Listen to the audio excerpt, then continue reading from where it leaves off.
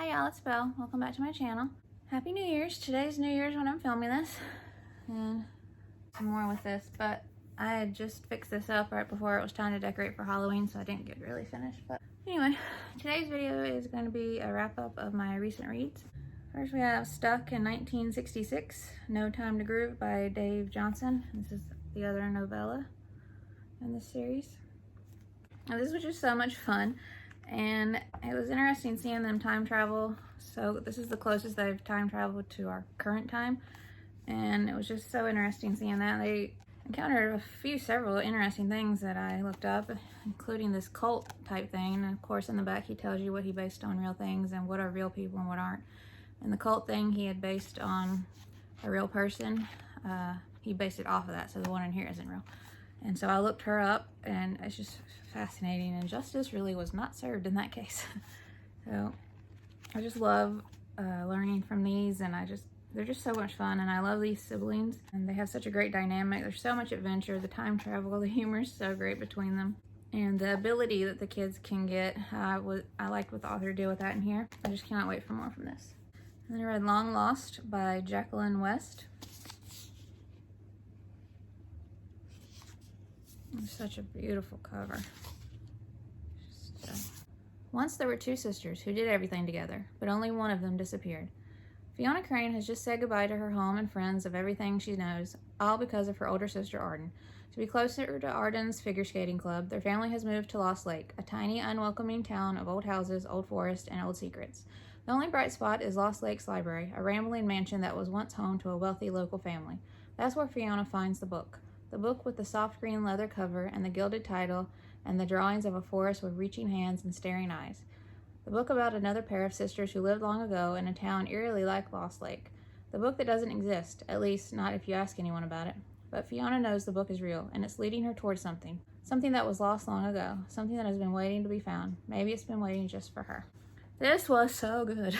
This was incredible. I read another couple books by this author, and I can't remember if it was a duology or a trilogy, but it was like a completely different type of story, and I just love how authors are able to do that. This was just so hauntingly beautiful, creepy, eerie. It's just darker. There's so much suspense, creepy, paranormal aspect. It's a book within a book type thing because there's a story in here. The book she's reading, like we get to read from it too. So we're reading a book within a book, and both books kept me on the edge of my seat, which is so much. I just love that. And it's just so atmospheric, from this creepy old town to this old creepy house that they move into. And then the old mansion is so cozy that's now a library that used to belong to a family. I love that library. The woods, the book itself, it's so good. It's such a great idea for a story. And she executed it so good. It's phenomenal writing. The story building was in both worlds. In both books was so amazing. Then you have the sister relationship between Fiona and Arden, and it eerily mirrors one from long ago, like the one that we read about in the other book. And so you can see how that parallels, and just the amazing messages. And I think that this depicts real life sister relationships in some instances very well. The bitterness, the jealousy, just the messiness, and the amazingness of it. Such great characters. Fiona and her sister are very well written, and her parents are as well, who are caught between them and wanting to please them both and do the right thing for both, but it's so hard. I can't even imagine. And then the librarian, she's so eccentric and terrific. I loved her. I love a good librarian. There was great messages. Focus on family, forgiveness, communication, how stories can shape our lives and how important they can be, and how everybody needs their story heard. I just loved it. It's just, oh, so good. Read it. And then I read the third in a series, so I'm not going to read the synopsis, but it's Tom Fletcher's The Christmasaurus and the Naughty List.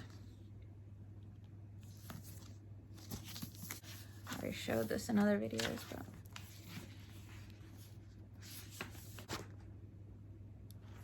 this was just such a great book, third book.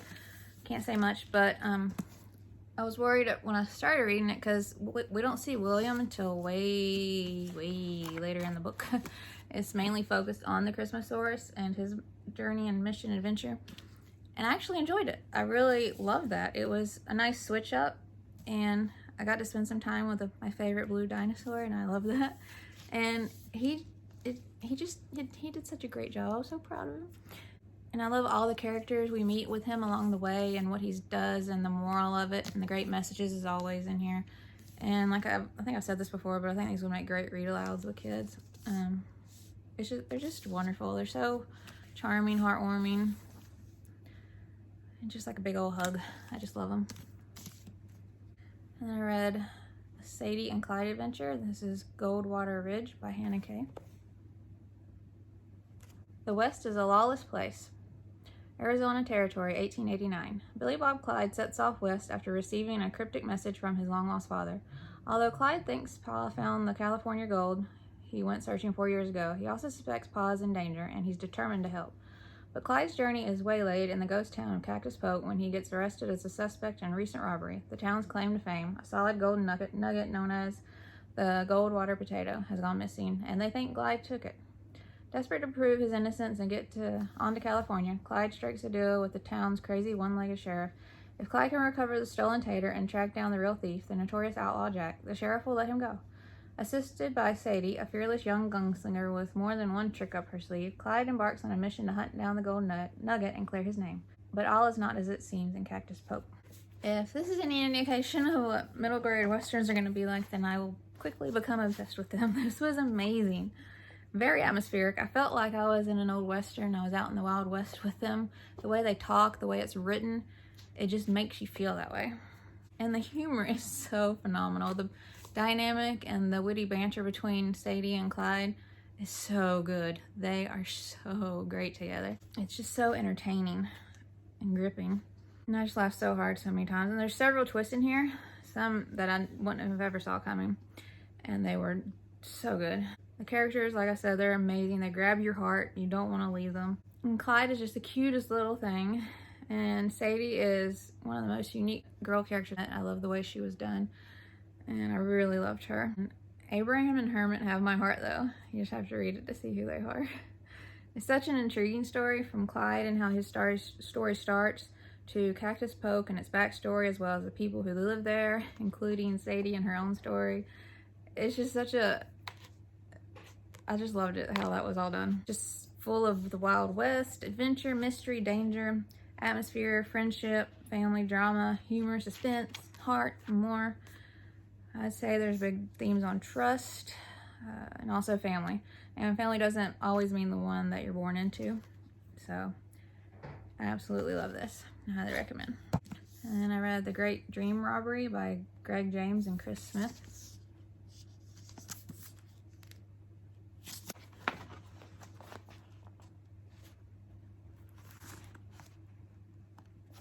Welcome to Insomnia Incorporated. Sleep well. Unlike most 12-year-olds, Maya Clayton is desperate to go to bed early. Falling asleep is the only chance she has to save her dad, the brilliant but slightly odd Professor Dexter. The professor has invented a device that allows you to visit other people's dreams, but the devious Lilith Delamere has trapped him inside a nightmare, and it's up to Maya and her friends, the Dream Bandits, to rescue him before it's too late. A dangerous journey and some difficult choices lie ahead, but sometimes all you need is a dream, a bit of courage, and a lot of imagination. Get ready for an adventure beyond your wildest dreams. This was so much fun. Just the way it's written, like the whole layout.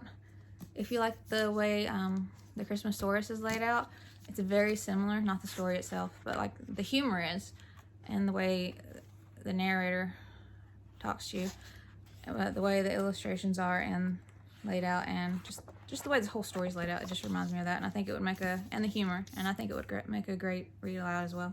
It's full of family, friendship, imagination, facing your fears instead of running away from them, even a heist or two, and maybe a dramatic, singing, dancing, self-loving unicorn. And I just love the way the narrator talks to you, and even the publisher steps in when the narrator is getting carried away, and I love how they put the publisher in. It was just so cute. The characters are phenomenal. Maya is a great main character, and the friendship she forms with Bee and Teddy is so wonderful. They make such a great team. And like I said, such great humor. This is definitely a good versus evil in the most fun, silliest, adventurous form. I mean, there's a dastardly plot, a very over-the-top villain, and the whole dream idea and everything that goes with that were so interesting, and I love that. It's so imaginative. It shows the importance of imagination, all of it. You can also learn from the bad parts, not just the good. You have to face what's chasing you, what's troubling you, to figure it out. And I just had so much fun. I'm not sure if there'll be more with this team of silly, goofy, amazing characters, but I really hope so. Highly recommend. And then this book. Oh, these books. I read the second book in this one, The Shadows of Brookhaven by Pádraig. I'm not going to read the synopsis because it is the second book, but...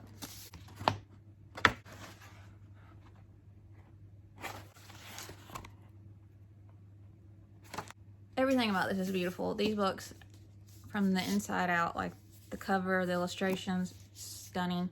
And then the story itself is just so beautiful.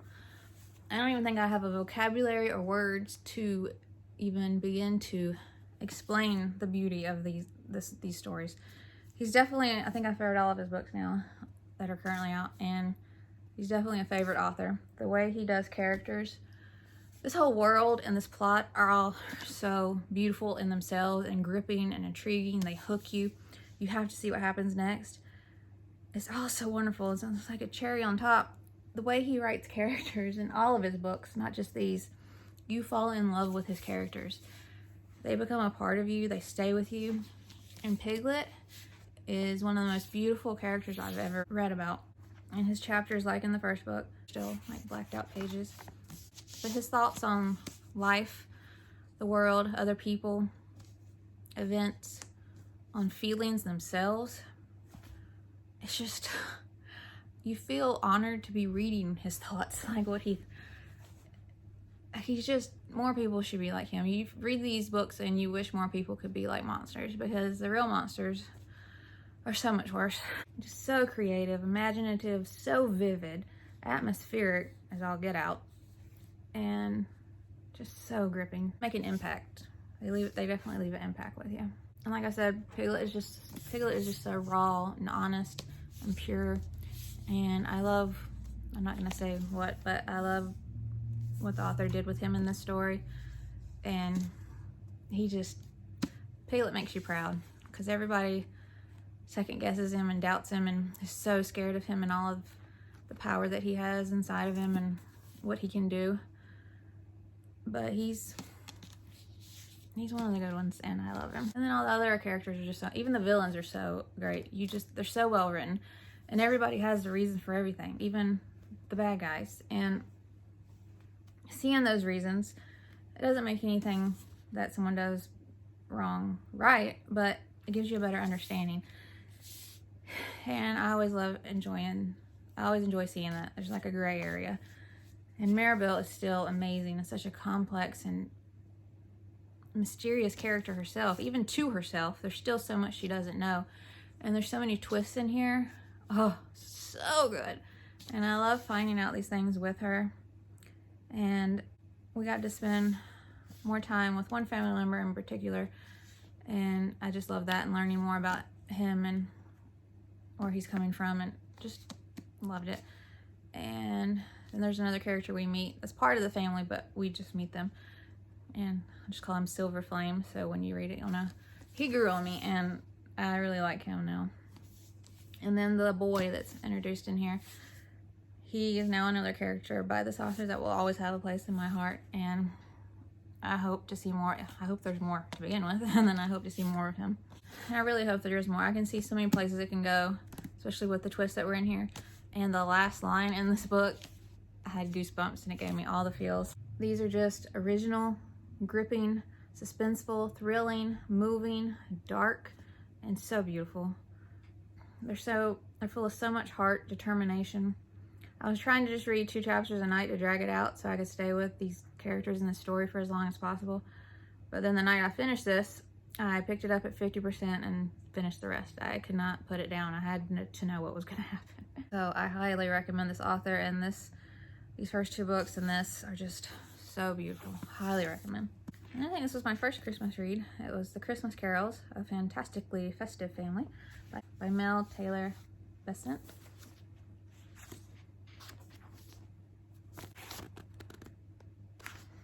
For Holly Carroll and her family, every day is Christmas. Obsessed with spreading cheer 365 days a year, They live their merriest lives in a house full of multicolored fairy lights, a carol singing toilet, and a diva donkey that thinks he's a reindeer. When they move house, Holly can't wait to start her new school, but her Santa backpack is getting odd looks. The class aren't joining in her loud morning carols, and even her new friend Archer thinks she should tone down the tinsel. Is the world's most Christmassy girl about to lose her Christmas spirit? I love this. It was so good. It was so heartwarming, fun. It's perfect for Christmas, or even someone who wants Christmas in summer, because I think this starts out in August. And even if it sounds ridiculous to want Christmas all year round, the author explains and writes this in a way to where it makes sense, and you start wondering why people don't celebrate Christmas all year round, the ones who do celebrate it. And the humor is so great, and I love all the Christmassy names the carols give everything, and then Holly herself, her own type of vocabulary that she has. And it's not confusing at all, but the author does have a fun Holly's dictionary in the back, which I appreciated. It's just so pure, innocent, magical, as with real life magic. It's so cozy, festive, charming, full of Christmas fun, of course. Family, friendship, learning, spirit, and cheer. There's great themes on belonging, fitting in, learning about cultures and life issues outside the bubbles we live in our own lives. Believing in, loving, and accepting who you are. Holly and Archer are just the cutest. I love their friendship, and they had such a unique beginning of a friendship too. And I love Archer's character and the whole story the author created for him. And the whole Carroll family is amazing. I want them to adopt me. Their house is epic. It sounds better than Disneyland, and I wish it was real. I would love it there. It's so vividly described. I can envision it perfectly, and even smell the cocoa and more. So atmospheric. And Reggie has my heart though. 2 words, diva donkey, 2 more words, wannabe reindeer, and that's enough said.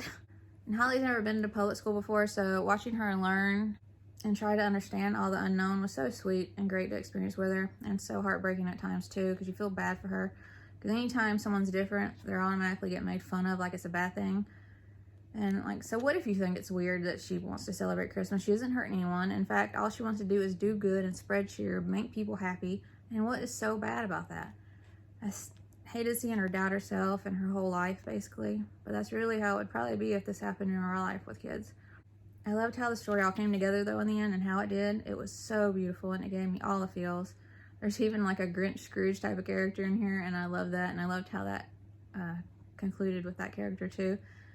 And when you finish this, it leaves you with the exact feeling the characters try to make every day feel like. That almost magical feeling Christmas brings that you only feel one day a year.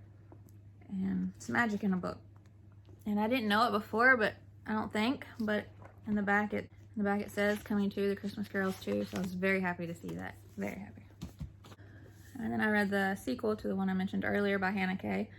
When the further adventures of Sadie and Clyde. This is Silverstone Valley. And this, I just love this world. I love this Western world.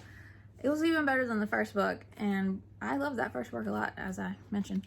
It's such clever writing and storytelling, but there's a whole new adventure, a whole new location, and wow, it was so much adventure and danger, suspense, and plot even all went next level in this one. It's still the way they talk, the way it's written, she kept that the same and kept that atmosphere and that feeling, and I love that because that adds so much and makes you feel it and makes it even more atmospheric. There's such great characters. I'm even more in love with Clyde and Sadie, and their banter is just still, it just gets better and better with them too, and I love them. There's a huge twist in here I didn't see coming that ties to the first book in a way, and I really loved that and enjoyed it. And we're with several favorites from book 1, but we also meet some new favorites, and Mac has my entire heart and soul. Wolves are my favorite animal, and a wolf that thinks he's a dog, I know all about that. And I love seeing a wolf portrayed in a great light. It's not often that, usually no, they're a scary thing, like a monster almost portrayed, but he was portrayed in a great light, loyal, a defender, smart, protective, brave, and part of the family. There's also a girl we meet in here that I absolutely adore, and the villain and the way it connects to things and how it comes full circle was so epic. I loved it. And there's danger and action and suspense, yes, but there's also the best humor, the most amazing friendships and families. Also some great messages and life lessons in here. Like the girl I mentioned, she gives some of the best advice in life for in general, for example. That's all I can say because I don't want to spoil anything. I don't know if there will be more, but I hope there will be many more because I can't wait to see what these crazy kids get up to next. Highly recommend. Then I read the Santa List by Kieran and Crowley.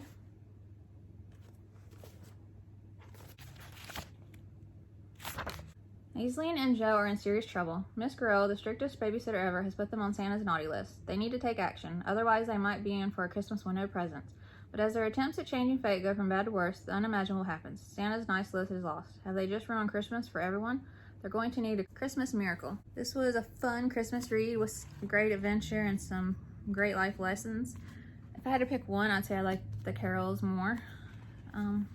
But this was still a fun Christmas read, and I think kids would really enjoy it, and it's full of amazing illustrations too. It was just a fun, quick read. It's great for all the Santa Christmas feels. Some great messages, as well as a racing the clock adventure to save the day. And I'm really even noticing, I know not everybody believes in God and stuff. I know not everybody's gonna believe the same things I believe, but I thought there'd be at least one or two out there that a Christmas book that is about what actually Christmas is actually about. Christmas is not about. I mean, Santa and all that stuff we like to race with, and I even put up my Christmas tree and all that stuff for that. But it's still the real meaning of Christmas. I'm not saying these authors should have, because I don't know what they believe, but I thought that there would be at least a couple more coming out, but I don't think any of the new releases that I've seen have. But anyway, probably getting a rant and then get attacked. So fun read.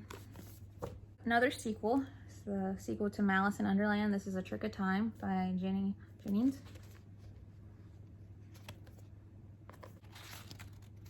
Full of illustrations. Such a great time. It was so good to be back with Malice and Seth and Uncle Vex and Granddad and all of Underland. And I'm loving this series so much so far. There's even more mischief, mayhem, adventure. So the greatest humor, fantastic and imaginative plot and storytelling. Such great characters. And the author did say she's working on the 3rd book now, so I'm so happy there's going to be more. And I highly recommend. And then I read Ghost Cloud by Michael Mann.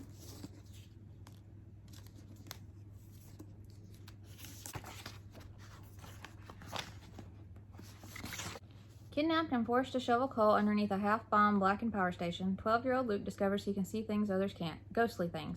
He befriends a ghost girl called Alma, who can ride clouds through the night sky and bend their shape to her will.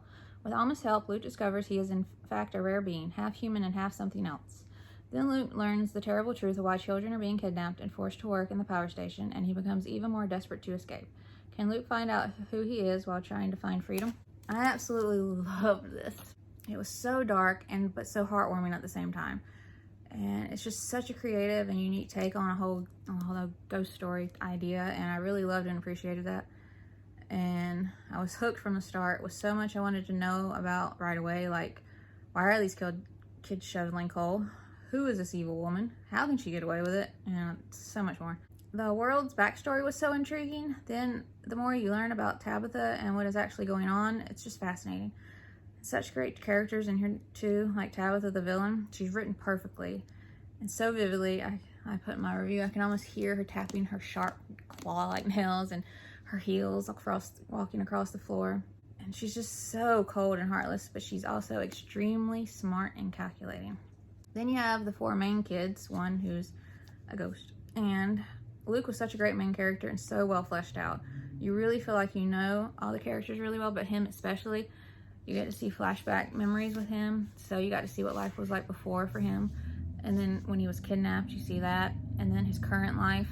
And then you just get to really know who he is as a person too, as a kid. And you just love him. He's just such a great soul. And Robbie is tough around the edges, but he has a kind heart that's just had to learn how to be tough. And hopefully learn more about him maybe in the future. And then Jess is just so amazing. And it's a tie between Jess and Alma with who has my heart. And of course, Stealth. I love that cat. And Jess is just so happy and cheerful, even in the face of shoveling coal and being kidnapped. She also wants to be a plumber and is already quite a good one. And she'll come out with these plumbing facts that I know. Like, she's just so funny. And such a kind heart. And Alma is such a complex, guarded in some ways character. Her whole backstory or the mystery of it, it's just so sad. And her life her view on life has turned sad and cynical as well. And her and Luke really help each other. And the growth and development with their characters was just superb. So you have all of that, and then you add in the ghost cloud to that. And that includes everything we learn about it. Like all the detailed and imaginative parts that I am so gripped by and obsessed with. And yeah, it's just a phenomenal read. I don't want to say more because I don't want to spoil anything about it. It's just so good. The ghost clouds, the ghouls, the council, the rain, the location the kids are taking and everything about it, the end place, the smog, love it. So much danger, adventure, suspense, atmosphere. I finished the last 70% in one sitting. Also full of friendship, the most amazing friendship. These friends will do anything for each other. There's great messages too, of course, and I was so excited to see there's gonna be more, and I cannot wait to see what they do on their next adventure and how it goes. It's set up perfectly for the next one, and the ending just gave me all the book hugging feels, and I loved it. So highly recommend. All right, y'all, that's all for today's video. Have you read any of them? Do you want to read any of them now if you haven't? If you did read any of them, did you like them? Do you disagree with me? Let me know in the comments. And today's shirt is Backstreet Boys. They were out when I actually met them. Before they got famous, they went around on their like tour bus thing and toured middle schools. And I have them in my middle school yearbook playing in our basketball in our gym and everything. And so it's kind of crazy. But before them, I was a New Kids on the Block girl. But love it. If you would like to subscribe, I would love that if you want to. And I will see y'all in my next video. Bye.